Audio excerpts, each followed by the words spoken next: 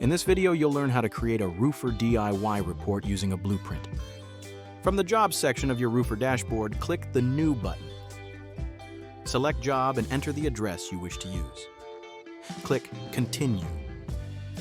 From the created job card, click the plus button and select Create DIY Report. Click the Upload button and select your blueprint file. The next step is to set the scale for your measurement. Select a horizontal line on your blueprint to use for scale. Click Draw a Line. This line will establish scale for your entire DIY, so ensure that it is accurate. Draw the scale line precisely over the drawing in the DIY drawing screen and enter the length in feet and inches. Click OK. Begin by drawing the lines on the layer closest to the ground on layer A and moving up.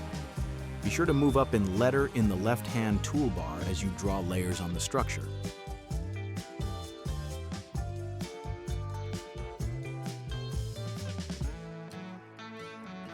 Next, you'll label all of the lines you just drew. Click the Edges tab, start at the top of the structure, and work your way down in layers. Click the label of the edge type in the toolbar, and then click on the corresponding lines to label that line. Move through all layers and ensure that each line is labeled correctly. Next, you'll add pitch. Click the Facets tab to view the Facets toolbar. Click the layer you wish to start labeling on, typically the top layer.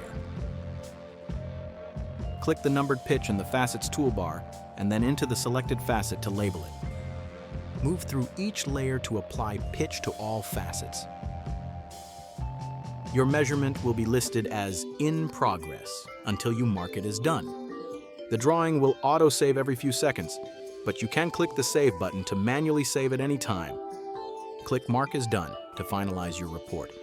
Download a PDF or CSV of the report by clicking the arrow icon on the top right of the view screen. Success!